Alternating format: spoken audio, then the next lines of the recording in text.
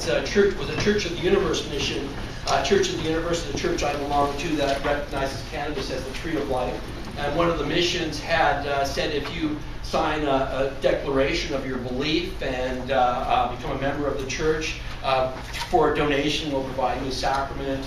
Police officers went there, feigned that they were sincere in their religious beliefs, signed documents testifying to their sincerity. And the place was busted. Last year I was supposed to be an expert witness in there were 6 guys that ended up with charges. Last year I was supposed to be an expert witness for one of these guys along with Professor Carl Ruck, and they dropped all the guys' charges right before the case.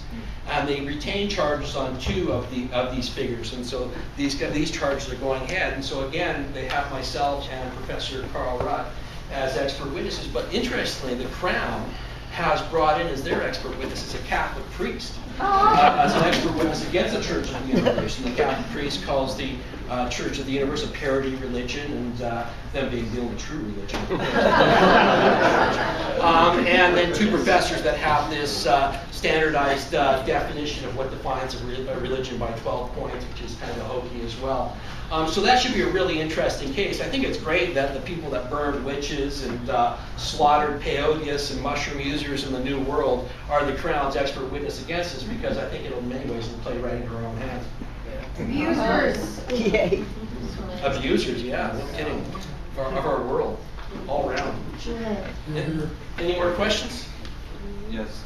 Is there exceptions made for ayahuasca? Is that what it's called? Well, this is one of the things that we don't want the Crown to be that we're aware of, but there has been an exemption for ayahuasca use, and that's a precedent that we'll be using in court. Ayahuasca, if you don't know, is a very powerful, visionary shamanic tea from the Amazon basin that I sell the makings for in my shop, the Urban Shaman. I have a shop. I sell shamanic supplies like mescaline-containing cactus, LSA seeds, salvia divinorum, ayahuasca, stuff like that.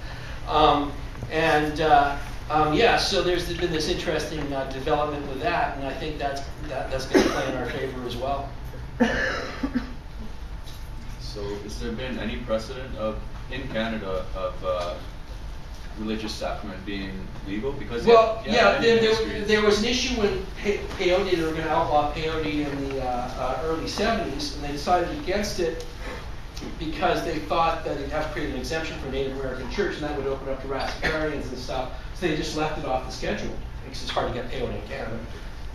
And there's only been provincial cases. And provincial cases generally never make it out of provincial court. I was an expert witness in a case in the mid-90s with late Ian Hunter, another Vancouver Island activist who is deceased now. And the judge in that case, it was his last case, he was 75 years old, 2nd generation Canadian judge, Montague Drake II. It was funny because this judge, he knew all sorts of occult stuff about cannabis. He knew about Alice Crowley using cannabis. He knew about the 15th century monk Francois Rabelais being a cannabis user, and must have been a Freemason or something. But in his judgment on Ian Hunter, he said that he believed that Ian Hunter was sincere in his religious beliefs, that he believed that there had been a historical role for cannabis in religion, but he couldn't allow it to go further because then he would have to allow cannibals who ritually eat people and things like Thugis of Kalima, who ritually cause people to practice their religion, which is a moot point because they require victims, and therefore the violation of somebody else's rights where cannabis use is a victim's crime. Yeah, well, THC Ministries, basically. In Hawaii, yeah. Well, Roger just got raided himself, so it's going to be interesting to see what happens with THC Ministries. Roger Christie's an activist in Hawaii who has a huge American cannabis church, the THC Ministries, and has been trying different approaches to bringing the religious issues to court there. And he was raided last month. So it'll be interesting to see. He'd be the best guy for a case in the U.S. People have tried in the U.S. Ethiopian Zion Coptic Church has tried, and 60 Minutes did a program on that some years back, but to no avail. I had a question. Years back when I was involved, we used to quite often hide behind Section 176, which was the minister's rights. Does that actually hold up in court, or if they... I'm not sure what that is. Minister's rights, Section 176. Basically, any person who is says they're a minister is a minister. If you're organized in a church, but Yeah. cops do not have the right to enter you or enter. Yeah, well, your that's why position. the Crown, like in my case, they're not challenging the validity of my religious. The other issue, they're really eager to show that this isn't a church that they raided, because if they raided a church, then the police themselves can be charged.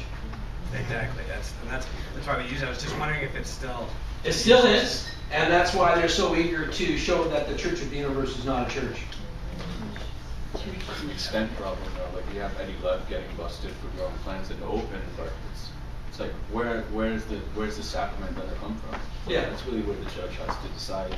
Yeah, well, like in my case, what I did is I basically set it up like a patient, asking for an exemption for like 7 grams a day, the right to grow a certain amount of plants, and we laid all that out in there.